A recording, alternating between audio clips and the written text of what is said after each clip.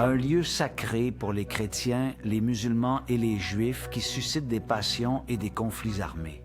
Maintenant, des fondations internationales poussent à la construction du troisième temple d'Israël. L'Institut du Temple a déjà préparé tous les meubles, les ustensiles liturgiques. Les prêtres et les lévites sont déjà formés. Les pierres sont prêtes à être placées à leur endroit. Chrétiens et juifs, maintenant unis dans cet espoir, que le troisième temple soit construit pour que le Messie vienne et qu'Israël atteigne la gloire promise. Le centre éducatif du temple a déjà frappé la monnaie du temple avec les visages de Cyrus et Donald Trump. Le troisième temple sera-t-il construit maintenant? Jésus a parlé de cela. Qu'a-t-il dit?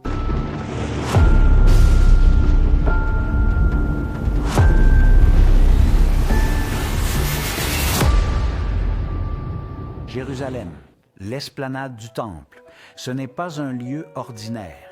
Il est parmi les plus sacrés du monde. Un lieu vénéré par les Juifs, les musulmans et les chrétiens est le mont Moria de l'Ancien Testament.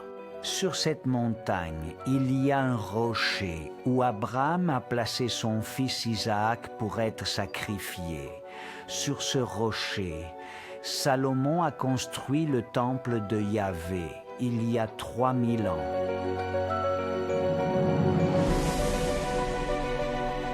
Nabuchodonosor de Babylone l'a détruit en l'année 587 avant Jésus-Christ. Là, Zorobabel a érigé le second temple, qui a été agrandi et orné par le roi Hérode.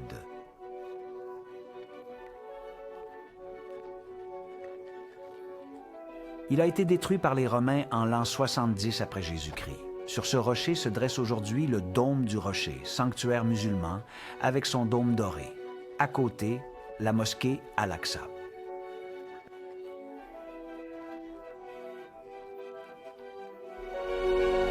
C'est aussi un lieu de conflit et de tension, car c'était la propriété d'Israël à l'époque biblique, puis la propriété des chrétiens à l'époque des croisades et la propriété des musulmans avec l'autorité palestinienne actuellement.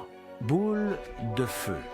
L'empereur romain Julien II était appelé l'apostate parce qu'il érigeait des temples non chrétiens. En route vers la guerre de Perse, il vit le temple de Jérusalem désolé, en ruine, et décida de le reconstruire. C'était l'an 363 après Jésus-Christ. Tout cela fut écrit dans les livres de l'historien Amien Marcellin. Ce devait être le troisième temple de Jérusalem. Les travaux ont commencé, mais personne ne s'attendait à ce qui allait se passer. Ainsi fut-il écrit. Il poussait vigoureusement les travaux quand soudain, il y eut une formidable éruption de boules de feu qui jaillirent l'une après l'autre des mêmes fondations du temple. Cela rendit le lieu inaccessible aux travailleurs après que beaucoup d'entre eux furent morts. Et le prodige se renouvelant chaque fois qu'il reprenait les travaux, il fut nécessaire de renoncer à l'entreprise. Que s'est-il passé là? Personne ne sait.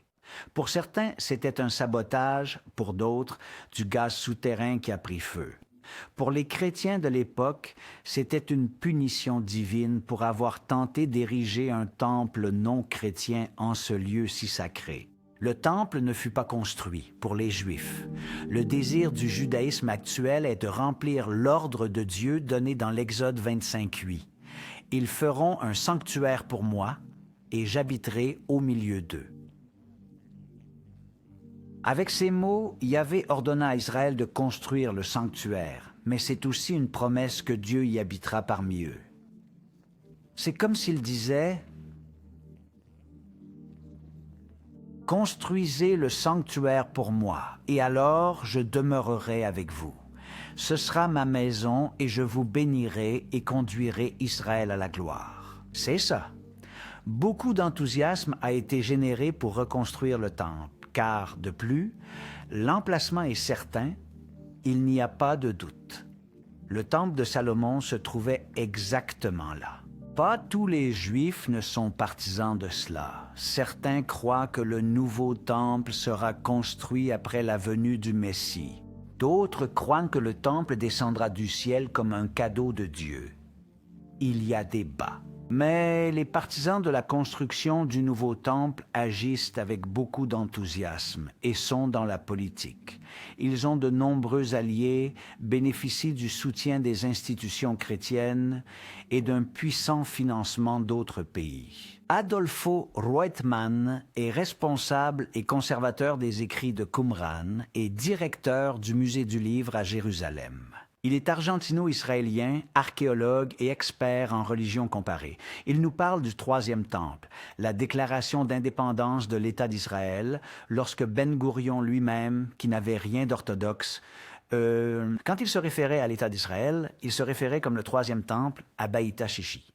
Évidemment, dans ce cas, c'est une expression politique de ce qui fut autrefois une institution religieuse, mais en comprenant que l'État d'Israël, Et d'une certaine manière, il venait accomplir l'ancienne espérance eschatologique des Juifs qui attendaient la construction d'un temple, et finalement, ils sont restés maintenant avec l'État d'Israël. Et dans ce contexte, est vraiment la réalité et la politique et la société d'Israël ont changé. Et nous ne restons pas ici dans des cercles périphériques. Aujourd'hui, nous avons par exemple un institut du temple dans la vieille ville de Jérusalem, Nous avons des dizaines de groupes, non seulement l'étude sur le temple ou le Troisième Temple, mais cela renvoie à l'élection du Troisième Temple et au paradoxe que beaucoup de ces mouvements sont financés par des groupes fondamentalistes évangéliques. D'un autre côté, ils promeuvent précisément aussi l'idée de la construction du Troisième Temple comme prologue de la réapparition lors de la deuxième venue du Christ. C'est-à-dire que des groupes et fondamentalistes d'orientation totalement différentes, se conjuguent maintenant dans un désir commun qui est de construire le Troisième Temple. Évidemment, pour les groupes fondamentalistes, il n'y a qu'une seule option, et c'est précisément dans la zone du Temple, qui est occupée par la mosquée Al-Aqsa et par le dôme du Rocher. Il faut prendre très au sérieux ce qui se passe dans le rôle de la question du Troisième Temple. Et aujourd'hui, cela a cessé d'être simplement une question théorique ou idéologique ou religieuse, mais devenir un sujet central dans les relations internationales. Mais il n'y avait pas d'espace à côté du « mettre un temple », par exemple. Eh bien, dans ce cas, je ne cherche aucune possibilité de résoudre le problème de comment trouver les compromis. Quand aujourd'hui, nous avons le problème que simplement, les Juifs rencontrent des problèmes pour accéder au temple, sans simplement imaginer la possibilité de pouvoir construire un troisième temple au même endroit qui est occupé par les. Des rabbins éminents déclarent que la création de l'État d'Israël a un but suprême, la reconstruction du troisième temple. Ils disent que le retour des Juifs du monde entier à Jérusalem a un objectif glorieux, ériger le nouveau temple. Mais cela n'a pas été fait jusqu'à présent parce que l'esplanade du temple n'appartient pas à Israël, mais à l'autorité palestinienne qui est contre ce projet. Tout est prêt. L'institution clé pour cela est l'Institut du Temple, fondé en 1987 dans la vieille ville de Jérusalem. Ils ont un musée sur le temple ouvert au public et un institut de recherche ainsi qu'un centre éducatif qui étudie les deux temples que Jérusalem a eus et le futur troisième temple de Jérusalem, qu'ils veulent construire sur le mont du Temple selon la tradition rabbinique.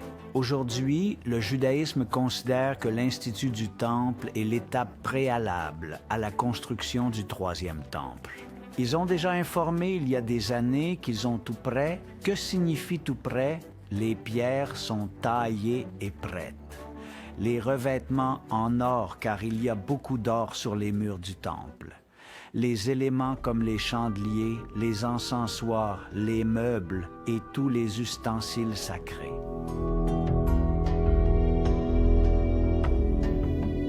Aussi, les prêtres et les Lévites ont été formés en tout ce qui concerne les rites et les sacrifices.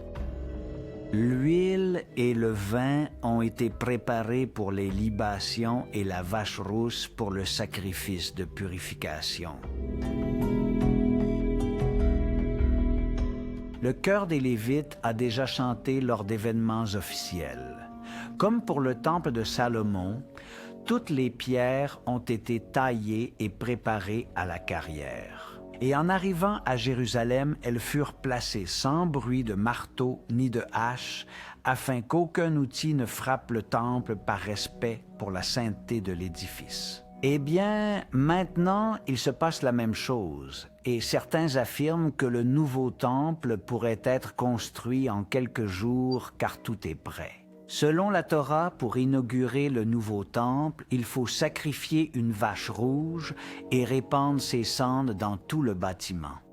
Ainsi, le temple serait déjà actif. Mais la loi rabbinique est très stricte à ce sujet. Cette vache doit avoir tous ses poils de couleur rouge. Elle doit être examinée minutieusement et ne peut pas avoir plus d'un poil blanc sur tout son corps. Tout autre sera rejeté. Les journaux nous ont surpris avec la nouvelle. Un éleveur du Texas, expert en vaches, a sélectionné 5 génisses rouges parfaites, rituellement aptes pour le rite de purification du temple.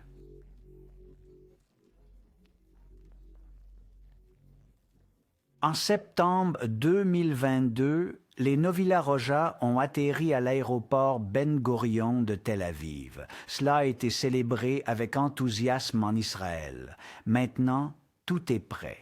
De nombreux Juifs et protestants sont très enthousiasmés par cela. Parce que maintenant, le gouvernement d'Israël montre sa main de fer au monde arabe. Son armée est forte, son attitude est de supériorité et il a les États-Unis à ses côtés. Il semble que le moment soit venu pour ériger ce temple tant désiré. Donald Trump a été l'un des leaders les plus enthousiastes pour ce projet, à tel point qu'en 2018 s'est présentée au public une pièce commémorative, frappée par le centre éducatif Mikdash. D'un côté se trouve le troisième temple, et de l'autre les visages de Cyrus le Perse et Donald Trump, comme les 2 empereurs qui ont aidé à la construction du temple de Jérusalem. Rappelons que Cyrus a impulsé la construction du 2e temple. Maintenant, Donald Trump fait de même avec la construction du 3e. Et c'est impressionnant d'observer cette monnaie, car elle rend tangible la complicité internationale pour atteindre cet objectif.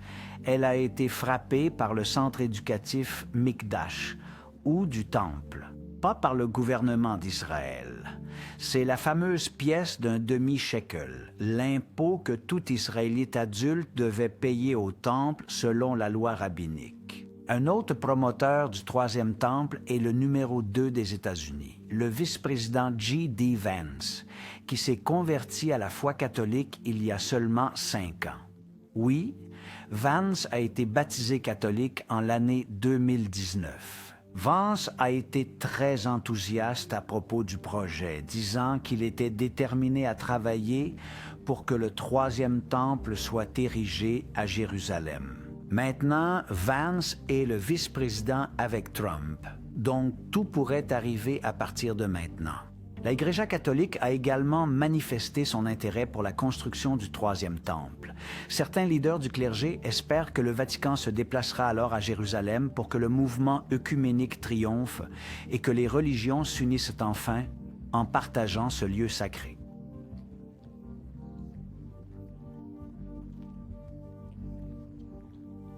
Pour les musulmans. Pour les musulmans, le dôme du rocher à Jérusalem est le 3e lieu saint de l'islam. Le premier est la Kaaba à la Mecque. Le 2e est la ville de Médine. Et le 3e est cet endroit, car ils croient que Mahomet a ascendu aux cieux depuis ici, depuis le rocher du mont Moria. Le gouvernement militaire britannique a créé en 1918 le poste de gardien des lieux saints musulmans et de l'esplanade du temple. Fonction qu'ils appellent mufti. C'est un clerc musulman sunnite.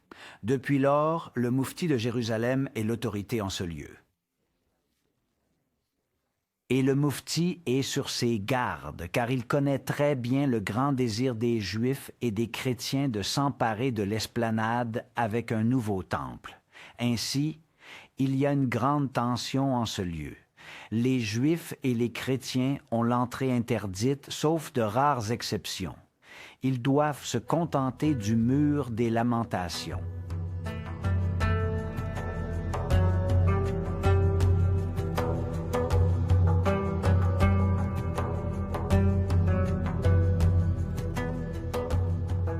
Et les fouilles archéologiques ou les études ne sont pas autorisées car ils craignent qu'Israël ne prenne l'esplanade par la force. C'est pourquoi le Moufti a déclaré « Les Juifs veulent détruire la mosquée Al-Aqsa et construire leur temple. » C'est pourquoi Al-Aqsa est tout un symbole de résistance et de lutte contre Israël. Il y a déjà eu une intifada ou guerre sainte appelée Al-Aqsa en l'an 2000 en Israël et en Palestine. Et il y a aussi un groupe armé palestinien qui s'appelle la Brigade des Martyrs d'Al-Aqsa. Pour les chrétiens.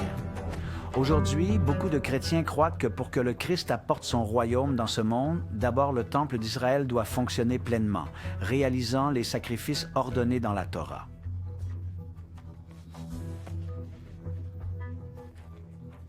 Ils enseignent qu'alors l'Antéchrist arrivera et établira son trône dans ce temple de Jérusalem et fera cesser les sacrifices et l'offrande. Ils utilisent les mots de Daniel 9, 27. À la moitié de la semaine, il fera cesser le sacrifice et l'offrande. Dans quelques minutes, nous allons bien analyser ces textes bibliques clés sur lesquels ils se basent. Ces chrétiens croient qu'après cette apostasie, le Christ revient en gloire et majesté sur la terre et établit un royaume terrestre, gouvernant le monde depuis Jérusalem et rassemblant toutes les nations qui viendront adorer dans ce temple matériel.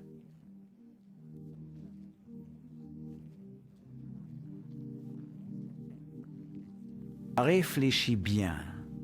Si tu crois que Jérusalem va être la demeure du Christ, la capitale divine du monde et la lumière des nations, alors tu tenteras de soutenir l'établissement de ce royaume en pensant que c'est le plan de Dieu. C'est pourquoi les soutiens à cette cause sont très puissants. Des fondations protestantes américaines collectent des fonds pour la construction du troisième temple à Jérusalem. Ce sont des fondations dirigées par des millionnaires qui recueillent des millions de dollars pour financer cet objectif et le concrétiser. Et il y a eu un scandale, car en 1983, des extrémistes juifs ont essayé de détruire les constructions musulmanes qui se trouvent sur l'esplanade du temple, la mosquée Al-Aqsa et le dôme du rocher, pour laisser l'endroit libre afin de construire le temple d'Israël. Ils voulaient faire exploser les mosquées en morceaux. Ils n'ont pas réussi. Et tu sais qui a payé leurs avocats et les a sortis de tous les problèmes? Ces fondations évangéliques pro-temple ont payé les avocats et les ont libérés de la punition, ce qui montre une grande complicité entre eux. Les textes. Les chrétiens qui désirent le troisième temple utilisent 3 textes bibliques clés. Le premier est Daniel 9, 27, que nous avons déjà mentionné. Au milieu de la semaine, il fera cesser le sacrifice et l'offrande. Ils disent que cela décrit la fin des temps, où l'Antéchrist occupera le temple d'Israël et arrêtera ses sacrifices. Pour que cela se produise, le troisième temple doit être debout. Mais il est évident que cette prophétie s'est accomplie lorsque Jésus est mort sur la croix. Le véritable agneau de Dieu avait été sacrifié. Le sang du pardon avait déjà été versé.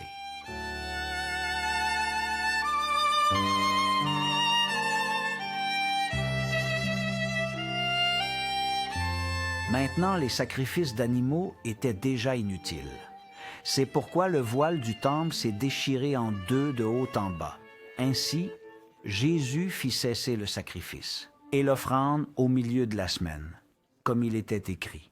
Pour une explication plus complète de cette prophétie, je te recommande la vidéo « La semaine 70 ». Je te laisse le lien dans la description de cette vidéo. Le deuxième texte est Matthieu 24:15. C'est pourquoi, lorsque vous verrez l'abomination de la désolation dont a parlé le prophète Daniel, placée dans le lieu saint, que celui qui lit comprenne, alors que ceux qui seront en Judée s'enfuient aux montagnes. Ici, ils disent que ce lieu saint mentionné est le temple de Jérusalem et l'abomination est l'Antéchrist. Eh bien non. Non, ce n'est pas ainsi. Voyons. Jésus leur donne des instructions pour qu'ils puissent échapper à la destruction de Jérusalem. En dehors de la ville de Jérusalem, il y avait des marchands qui ouvraient leurs étals de vente le samedi et vendaient aux gentils. Cela offensait le Sanhédrin. Pour éviter cela, ils déclarèrent que les terrains entourant la ville étaient désormais également lieux saints, aussi saints que la propre ville. Quelque temps après, les légions romaines de Vespasien assiégèrent Jérusalem en 66 après Jésus-Christ. Ensuite, les Romains plantèrent leurs étendards avec leurs dieux autour de la ville dans cet espace appelé lieu saint. Ensuite,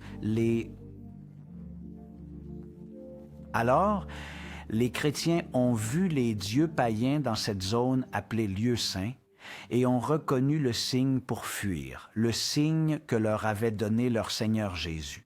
L'armée romaine s'est retirée et tous les chrétiens ont fui, sauvant ainsi leur vie du massacre qui a suivi.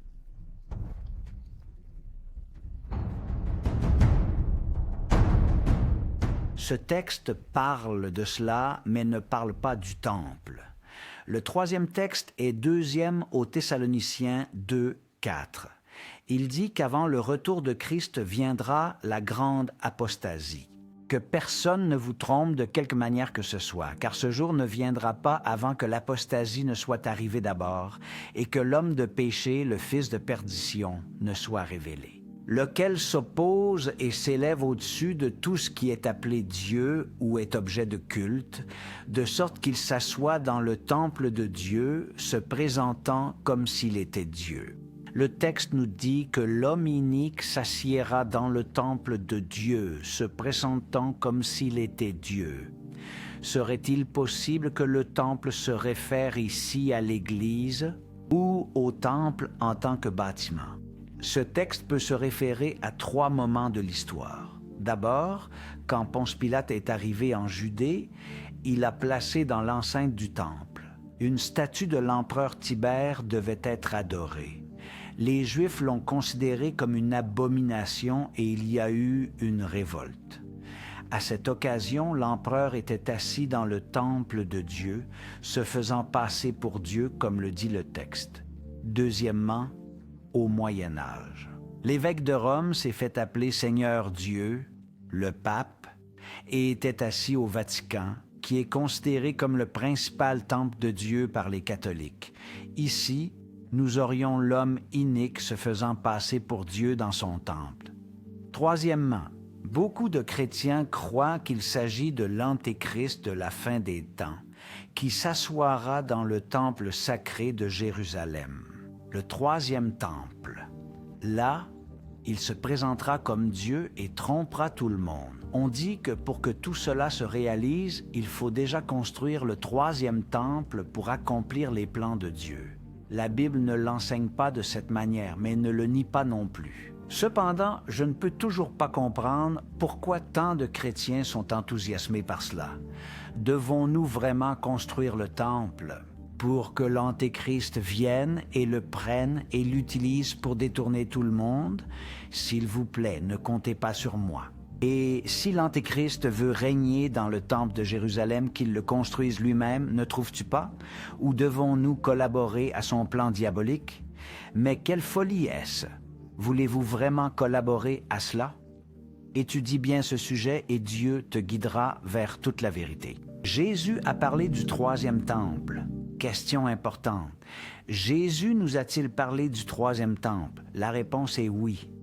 En fait, Jésus nous a donné la véritable interprétation de tous ces textes sur le temple. Voyons, 3 idées clés que nous ne pouvons pas oublier. Premièrement, Jésus dit que le nouveau temple sera lui-même son corps. Jésus leur répondit, « Détruisez ce temple et en 3 jours je le relèverai. » Les Juifs dirent alors, « Ce temple a été édifié en 46 ans et toi en 3 jours tu le relèveras ?» Mais il parlait du temple de son corps. C'est pourquoi lorsqu'il ressuscita d'entre les morts, ses disciples se souvinrent qu'il avait dit cela et crurent à l'Écriture et à la parole que Jésus avait dite. Attention, il nous dit que c'est Jésus qui va reconstruire ce temple et que le temple, c'est lui, son corps. Par conséquent, le temple physique n'est pas important.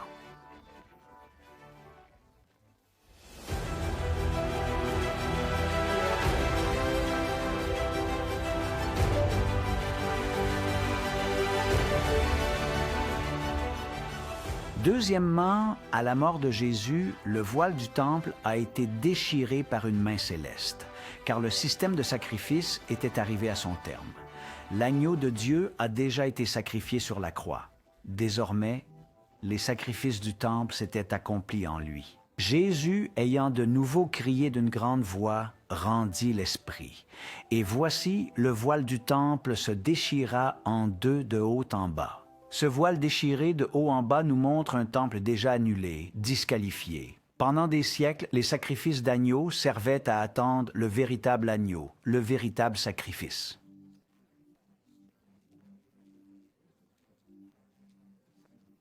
Maintenant, le sacrifice de Jésus sur la croix avait déjà payé le prix de notre pardon. Par conséquent, le temple physique n'est pas important. As 3e. La nouvelle alliance dans son sang avait commencé. Dans la nouvelle alliance, le sang qui paie pour nos péchés n'est pas le sang d'animaux, mais le sang de Jésus.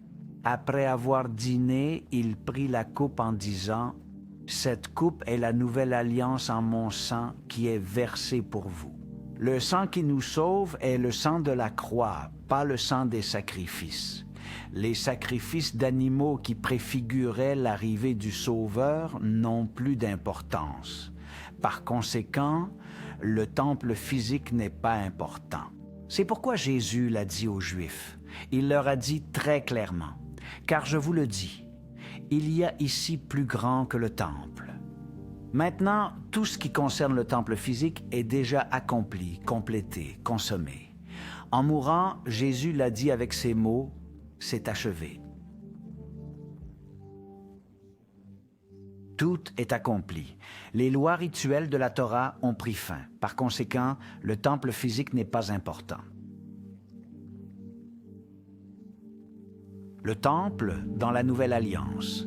Le Nouveau Testament fait-il référence à Israël, Jérusalem, le temple? Oui, bien sûr. Mais il nous présente une nouvelle dimension.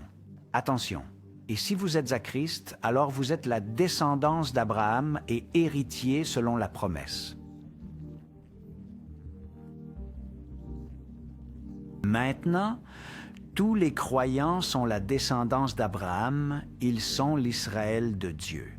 Parce que dans un seul esprit, nous avons tous été baptisés pour former un seul corps, qu'il soit juif ou grec. Il n'y a pas un destin pour Israël et un autre pour les gentils, car il est dit qu'ils ne font qu'un seul corps. Car il est notre paix, lui qui des 2 peuples n'en a fait qu'un, abattant le mur de séparation intermédiaire pour créer en lui-même. Même des 2, un seul et nouvel homme. Bien sûr, il y a de nombreuses promesses et prophéties dans la Bible qui désignent Israël, qui s'accompliront dans l'Israël de la Nouvelle Alliance, l'Église du Christ. La même chose se passe avec le mot Jérusalem. Il y a beaucoup de prophéties où Jérusalem est mentionné. Mais c'est la Jérusalem de la Nouvelle Alliance, la Jérusalem d'en haut, et la nouvelle Jérusalem dans le royaume de Dieu qui gouvernera le monde, dans ce royaume éternel de gloire. Ce n'est pas la Jérusalem physique d'aujourd'hui. L'Apocalypse le rend très clair. Je vis un nouveau ciel et une nouvelle terre, car le premier ciel et la première terre ont disparu. Et moi, Jean, Je vis la ville sainte, la nouvelle Jérusalem, descendre du ciel de Dieu, préparée comme une épouse parée pour son mari. De sorte que dans la Nouvelle Alliance, le mot Israël décrit tous ceux qui sont en Christ. Et le mot Jérusalem décrit la cité des saints dans la gloire, la Nouvelle Jérusalem. L'Ancien Testament nous donne les symboles et le Nouveau Testament nous donne l'accomplissement. Un sanctuaire dans le ciel. S'il y avait quelqu'un qui pouvait bien nous expliquer ce sujet, ce serait Paul, car il était un scribe érudit de l'élite intellectuelle du temple de Jérusalem, mais il a découvert le christianisme et est devenu théologien chrétien. Donc, Paul connaît très bien la Torah et le temple, ainsi que le message chrétien. Et nous avons la chance d'avoir la lettre de Paul aux Hébreux. En ces années-là, des milliers et des milliers de Juifs sont devenus chrétiens. Même des prêtres, des scribes, des pharisiens ont accepté le Christ. Maintenant, Paul leur écrit pour les encourager au milieu d'une grande persécution. Il leur dit que ce temple juif qui les persécute n'est que figure et ombre du véritable. Maintenant, il leur explique que le véritable temple est au ciel où Jésus offre son propre sang pour expier.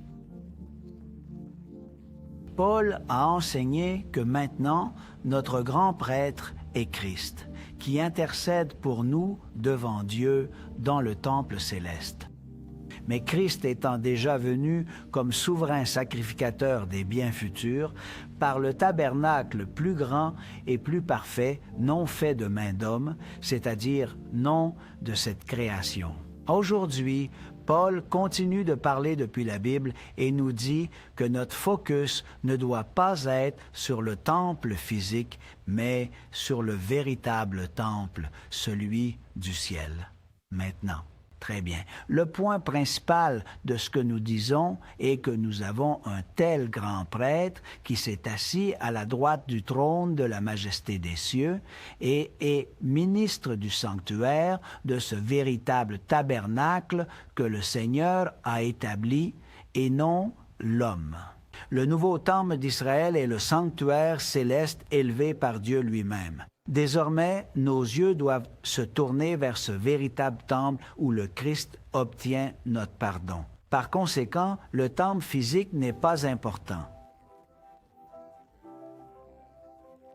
Si le sanctuaire céleste est quelque chose de nouveau pour toi, tu peux regarder notre programme à ce sujet intitulé « Une prophétie en 3 dimensions », le sanctuaire, où tu verras cet enseignement solidement biblique. Je te laisse le lien dans la description de la vidéo. Il est vrai qu'il y a beaucoup de textes bibliques prophétisant sur Israël, sur Jérusalem et sur le temple, je le sais. Mais dans la Nouvelle Alliance, ces 3 mots prennent une dimension différente, plus large et éternelle. La conclusion est que si tu es un chrétien sincère, alors tu fais partie de l'Israël de Dieu. Quand Christ rétablira son royaume, tu vivras dans la nouvelle Jérusalem, une ville éternelle et pleine de gloire. Mais tu n'as pas besoin d'aller maintenant dans l'actuelle Jérusalem. Tu n'as pas besoin de construire un temple physique. Ce dont tu as besoin, c'est de porter ton regard sur le sanctuaire céleste où le Christ te pardonne tes péchés. C'est pourquoi l'idée d'un 3e temple physique n'existe pas dans le Nouveau Testament. Nous ne la trouvons pas. Lorsque tu lis ce qu'ont écrit les disciples, tu verras qu'il n'y a pas d'intérêt pour le temple de Jérusalem. Dans le Nouveau Testament, il n'y a pas de larmes versées pour la destruction du temple. Nous ne trouvons aucun désir de reconstruire le temple physique chez les premiers chrétiens. Alors, le 3e temple d'Israël va-t-il être construit de nos jours? La Bible ne dit rien à ce sujet. Elle ne l'affirme ni le nie. C'est pourquoi nous avons préparé toutes ces informations politiques, religieuses, d'actualité, afin que tu puisses te faire ta propre opinion. Dispensationalisme. Qu'est-ce que c'est le dispensationalisme? C'est un système d'interprétation de la Bible nouveau qui a émergé il y a seulement une centaine d'années. Cela n'a jamais existé auparavant. Personne n'y avait jamais cru auparavant. Jamais. Il a été promu par les pasteurs Darby et Scofield. Le dispensationalisme a été condamné comme apostasie par les églises de leur époque. Cependant, plus tard, une Bible Reina Valera 60 en espagnol a été publiée avec les notes de Scofield incluses et beaucoup ont cru davantage en ces notes qu'en ce que disait la propre Bible. Elle est devenue très populaire, surtout à cause des séries et films comme Left Behind, Dejado Atra, qui mettent en scène l'enlèvement des élus. Depuis lors, beaucoup l'appellent l'interprétation dispensationaliste sensationnaliste, en raison de son succès dans les films et de ses enseignements excitants. Pour eux, Dieu a deux peuples et deux plans différents, un pour les Israélites et un autre pour les gentils. Ils ont aussi créé la doctrine de l'enlèvement de l'Église et du troisième temple à Jérusalem. Tout cela très excitant, je n'y crois pas. Construire sur le roc. Aujourd'hui, nous voyons que beaucoup veulent construire un troisième temple d'Israël sur le rocher du mont Moria, mais Jésus nous a enseigné à construire sur un autre roc. C'est pourquoi quiconque entend ces paroles miennes et les met en pratique sera semblable à un homme sage qui a construit sa maison sur le roc et la pluie est tombée. Les torrents sont venus, les vents ont soufflé et ont battu cette maison, mais elle ne s'est pas effondrée car elle était fondée sur le roc.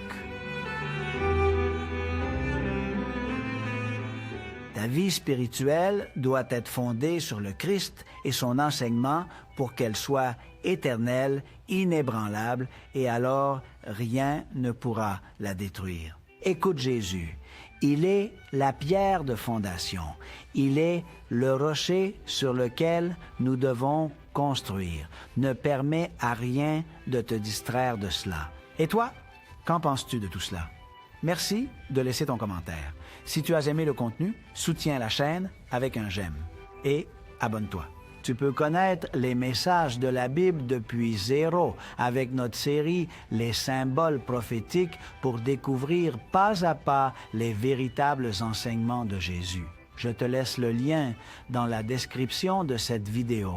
Nous resterons en contact pour commenter l'actualité.